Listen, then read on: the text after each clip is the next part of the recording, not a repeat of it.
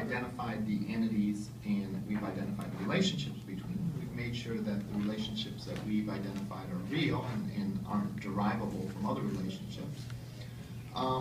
We go in and we set what is called Mr. Gossman, if I could speak with you, though? Cardinality of the relationship simply means end. that we see how many of each are on each end in a typical relationship. Let me give you an example.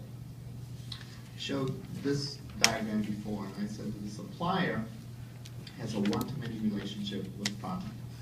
And what you got to do is you got to go both ways in identifying this. One supplier can have many products, so one to many. You got to look at the flip side as well. A given product is only going to be supplied by one supplier, in this particular case anyhow. All right. In other words, Sprite is only supplied by the Coca-Cola company. Yet the Coca-Cola company can supply many different products.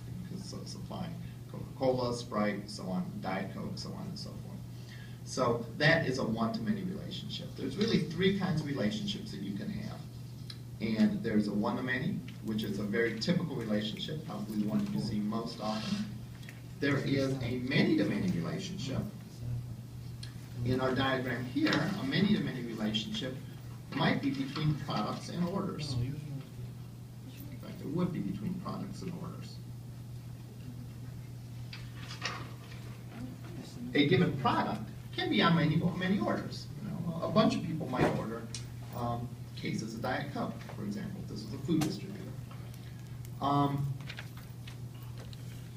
A given order might also contain many products. In addition to cases of Sprite, it might also contain Diet Coke and Coca-Cola and so on and so forth. So therefore, there's a many-to-many relationship.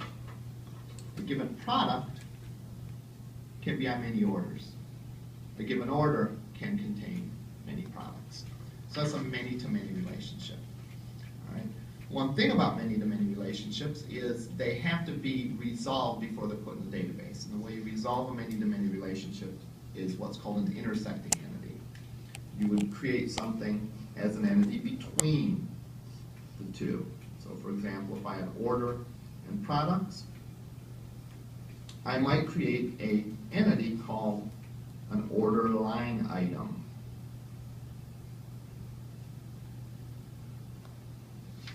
And I would represent it like this. Whereas that represents the intersection of them. It says for a given order, these are the products that are involved. So for one order, there might be many line items. Each one of those line items is tied back to one product. Right? So the second thing that's done is we identify the relationships, including the cardinality of the relationships. So let's kind of complete this out. Cardinality. Yes. Cardinality. One-to-many between customer and orders, right? Because one customer might have many orders, but a given order is only going to be for one customer. And finally, order to sales rep. One sales rep might have many orders. A given order is going to be only to one sales rep. So our finished ERD for this example would look like this. Now, there's one more kind of relationship that I didn't mention, and it didn't really show up in this one. And in reality, it's kind of rare, and that is a one-to-one relationship. A one-to-one relationship might be something like the relationship between a football team and a head coach. All right? A given football team is only going to have one head coach. All right?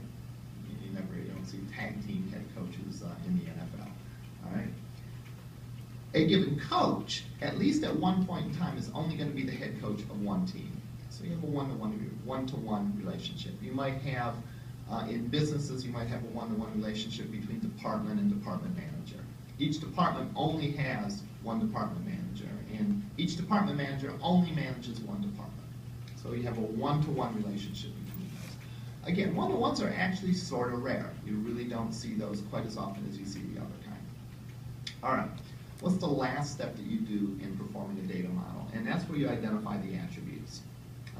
Attributes are characteristics of the entity.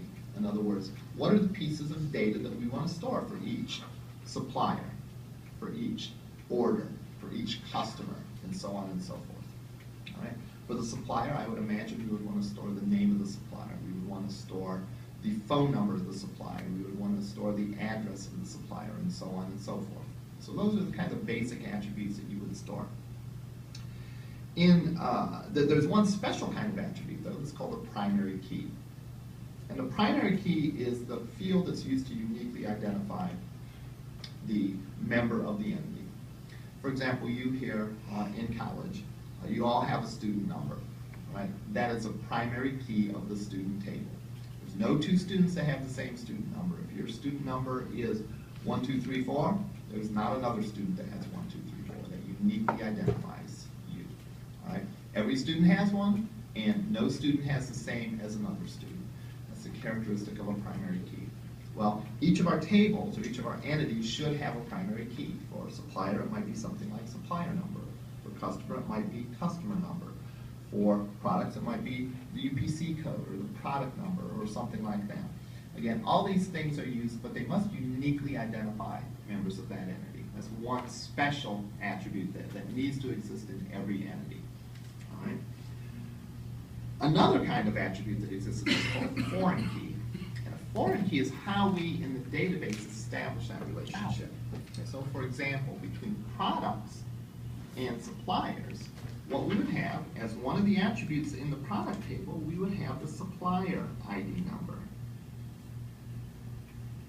So in the supplier table or the supplier entity, the primary key would be supplier ID, and you'd have the supplier name and other information.